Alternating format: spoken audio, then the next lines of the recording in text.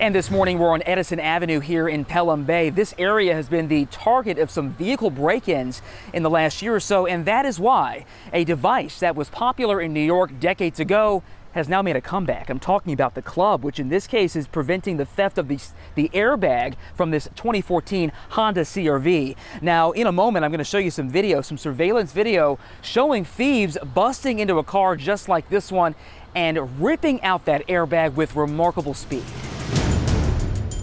It only takes seconds. Surveillance video from the Bronx District Attorney's Office shows the thieves in action.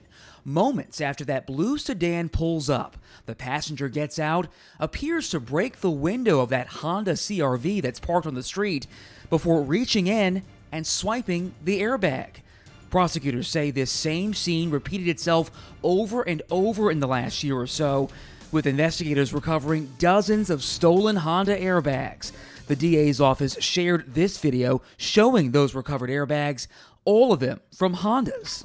Peter Linzalone's CR-V was among those targeted right in front of his Pelham Bay home. And it took 2 minutes. There was somebody in a caravan. He pulled up, he jumped out of the car, popped the lock on the car.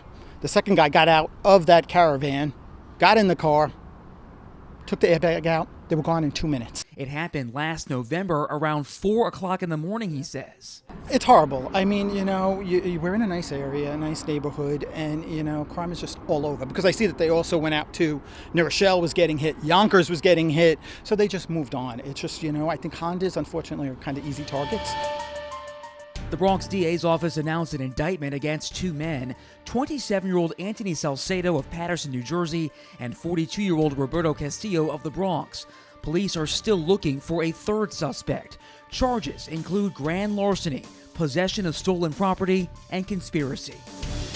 These also are high theft vehicles. To get a better understanding of what's going on here, I went to the expert.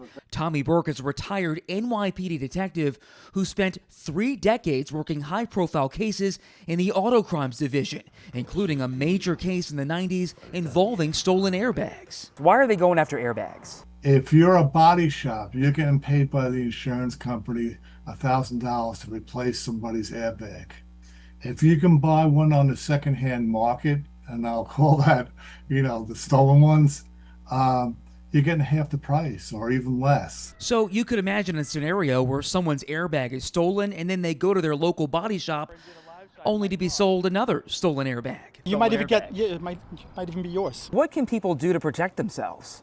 The club was helpful in the sense that it blocked airbag theft. And that's exactly what we saw up and down Edison Avenue in Pelham Bay.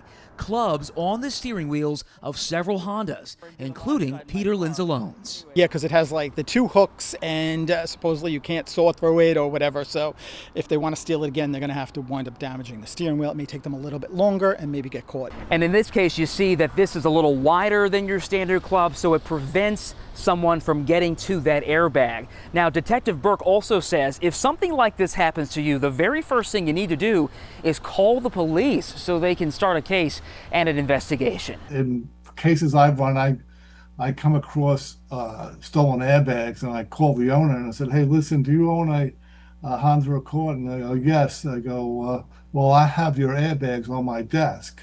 And it goes, "Oh yeah, I had them stolen about 4 months ago, and I brought them to a garage and they replaced them." Most likely they replaced them with his own airbags. So how often is this happening? Well, crime trends are actually headed in the right direction in this section of the Bronx. The latest data from the NYPD shows grand larceny dropping more than 20% in the last year in the 45th precinct, which includes Pelham Bay. Grand larceny auto down 26%. That follows a similar trend citywide. But despite that drop in crime, experts still say a little common sense goes a long way. We have to still park on the street, you can't be scared your whole life. It's like, you just gotta take your chances. That's it.